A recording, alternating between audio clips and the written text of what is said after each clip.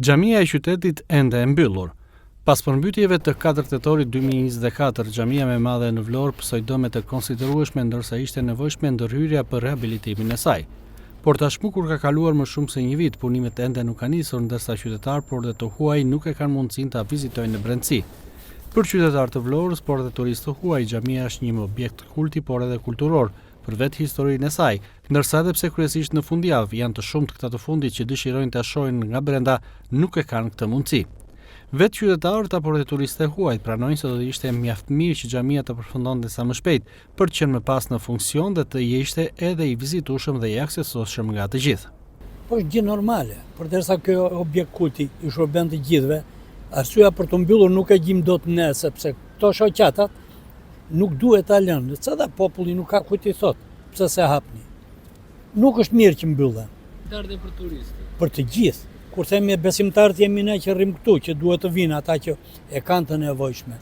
Disa turisti erdhi dhe iku i bën përshtypje pse është mbyllur. Pra i shtojnë vetë si minus. Do ishte mirë se qëllimi edukativ ka xhamia.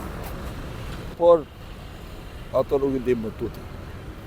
Ka edhe të huaj vizitor që vinë. Ka vizitor plot, po neve nuk i dallojmë dot vizitor se ata vetëm na gjuaj dallojmë. Se kështu janë transformuar komplet nga neve e në veshjen e. Edhe dera e xhamis mbyllur ka 2 vite po thjesht avash avash. Po nuk e di, u kam parë që pastrojnë të vëndi këtu, heqin ato. Nuk e di pse. Që në 2024 që U përmbyt. U përmbyt. Nuk e di, po besoj ta kanë pa pastruar aty brenda, jetë pastruar patjetër. Është pastruar, po nuk është hapur. Mund jetë problem fondesh. Sì, abbiamo visitato già una volta. E kam vizituar një herë kohë më parë, por tashmë jo.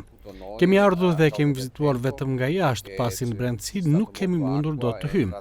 Kam mësuar se nga përmbytjet e vitit kaluar ka pësuar dëme të konsiderueshme, ndërsa uji ka hyrë në brendësi të xhamis, duke bërë të pamundur ndërhyrjen e saj deri më tashmë.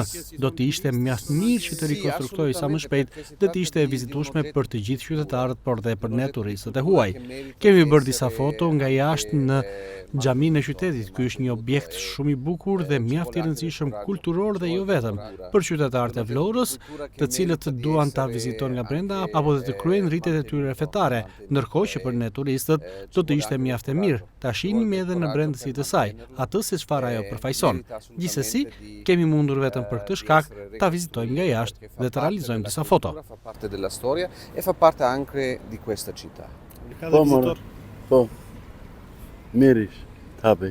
Ka besimtarë që vënë falen në xhami. Po karë si s'ka plot ka. Që nuk duhet bërë, do ishte shumë mirë që të hapej.